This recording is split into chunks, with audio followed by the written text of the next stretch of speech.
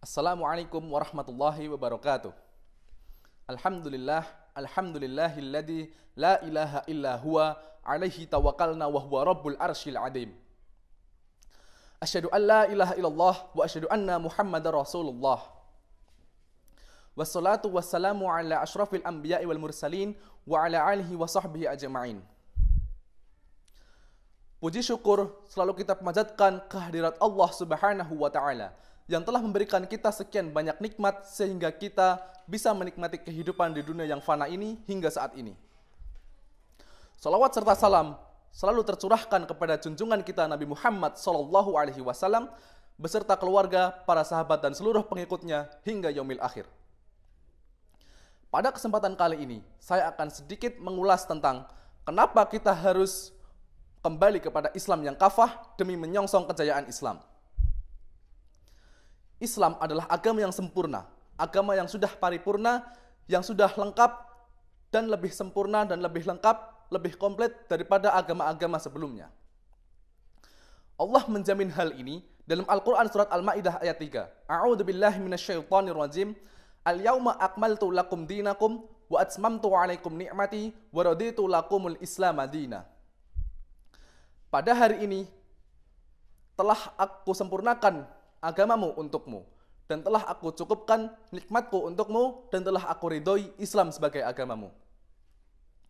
Islam juga merupakan agama rahmatan lil alamin, rahmat bagi seluruh alam. Sesuai dengan firman Allah, A'udzu billahi minasyaitonir rajim. Wa ma arsalnaka illa rahmatan lil alamin. Dan kami tidak mengutusmu wahai Muhammad kecuali sebagai rahmat bagi seluruh alam. Dan Islam adalah agama yang dimana pemeluknya akan menjadi umat yang terbaik, baik di lingkup dunia maupun akhirat. Seperti yang sudah difirmankan Allah dalam Quran surat Ali Imran ayat 110. Kuntum khaira ummah ukhrijat linnas ta'muruna bil ma'ruf wa tanhauna 'anil munkar wa tu'minuna billah. Kamu sebaik-baik umat, dilahirkan untuk manusia, menyuruh kepada kebaikan, mencegah dari yang mungkar dan beriman kepada Allah. Dari ketiga ayat di atas, Allah menjamin bahwa Islam adalah agama yang sempurna, agama yang paripurna, rahmatan lil alamin, dan bagi pemeluknya akan menjadi umat yang terbaik. Di samping dalil itu, ada juga bukti bahwa Islam adalah agama yang demikian, agama yang sempurna, rahmatan lil alamin, dan akan menjadi umat yang terbaik. Dalam kurun waktu kurang dari 1 abad, Islam di bawah pimpinan Nabi Muhammad dan Khulafaur Rasyidin bisa mengungguli kedua imperium yang telah berdiri berabad-abad sebelumnya, yaitu Persia dan Romawi. Pada zaman Daulah Bani Abbasiyah, ilmu pengetahuan Islam lebih maju atau bahkan paling maju di dunia dibandingkan dengan agama-agama lainnya pada saat itu. Maka muncul filsuf-filsuf, para ahli matematika, fisika, ilmu falak, fikih, dan lain-lainnya banyak muncul pada zaman Daulah Abbasiyah. Dan pada zaman kerajaan Turki Utsmani, maka hampir separuh dunia lebih itu ada di bawah naungan Daulah Islamiyah, di bawah Kesultanan Turki Utsmani. Bukti nakli dan akli telah dihamparkan.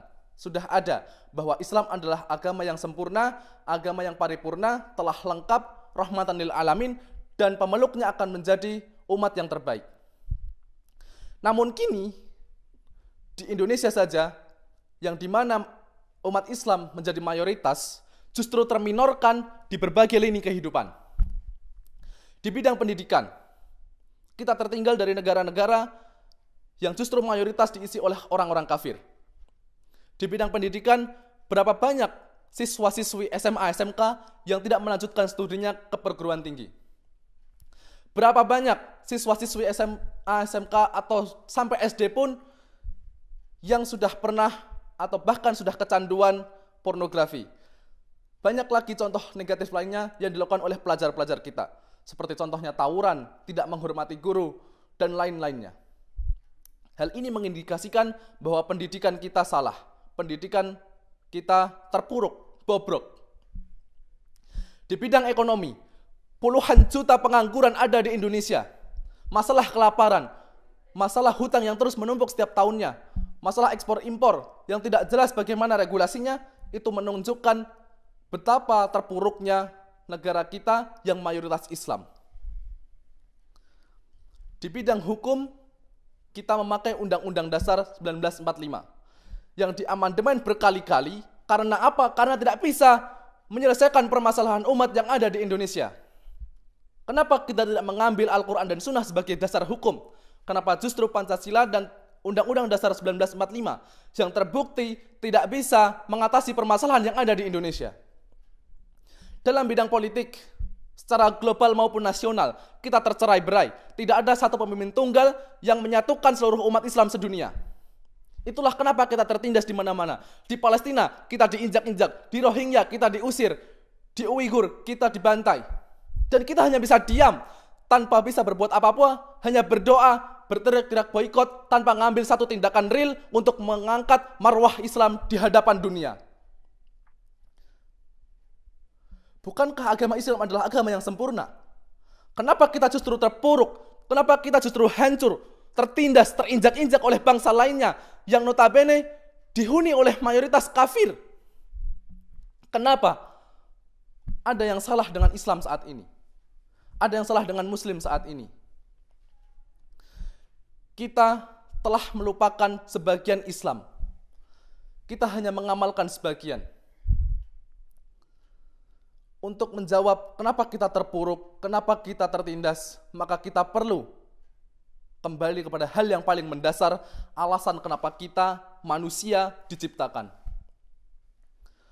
Allah Subhanahu wa taala berfirman, "Wa ma khalaqtul jinna wal insa illa liya'budun."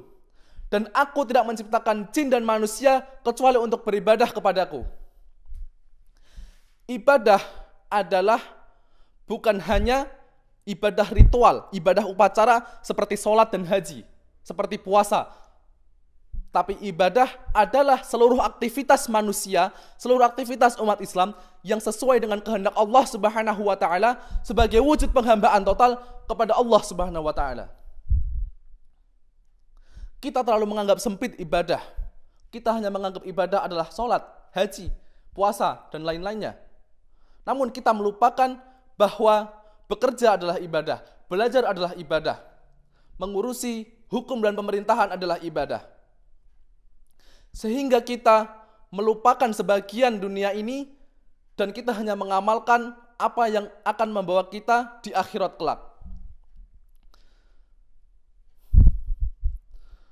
Persis seperti yang dikatakan Allah, sebuah pertanyaan retoris kepada kaum Yahudi, "Afatu'minuna bi ba'dil kitab wa takfuruna bi ba'd?" Apakah kamu beriman kepada sebagian kitab dan mengingkari sebagian yang lainnya? Kita mengamalkan Al-Quran, namun hanya sebagian. Bahkan ada umat Islam yang tidak membaca Al-Quran, membiarkan Al-Quran hanya sebagai pajangan di ruang tamu, di rak, di lemari, sampai berdebu. Kita harus mengamalkan semuanya. Karena apa? Karena Allah telah memerintahkan kita untuk mengamalkan Islam secara keseluruhan, secara kafah. Sesuai dengan firman Allah dalam Al-Quran surat Al-Baqarah, "Ya ayyuhalladzina amanu dkhulu fis-silmi kafah." Wahai orang-orang yang beriman, masuklah kamu ke dalam Islam yang kafah, yang menyeluruh. Karena dengan Islam yang kafah, maka kita dapat menyongsong kembali kejayaan Islam seperti yang telah dilakukan oleh para pendahulu kita. Kembalilah ke Islam yang kafah, amalkan keseluruhan Islam. Jangan kau tinggalkan sebagian yang lain dan juga hanya mengamalkan sebagian. Maka dari itu, marilah kita songsong kembali kejayaan Islam. Kita harus menjadi umat yang menyongsong kejayaan Islam dengan kembali kepada Al-Quran dan Sunnah. Bersabarlah, memang perjuangan tidak mudah. Bersabarlah karena Allah telah menyiapkan tempat yang terbaik. Insya Allah Islam akan kembali bangkit. Insya Allah kejayaan adalah milik Islam. Mungkin cukup ini dari kami.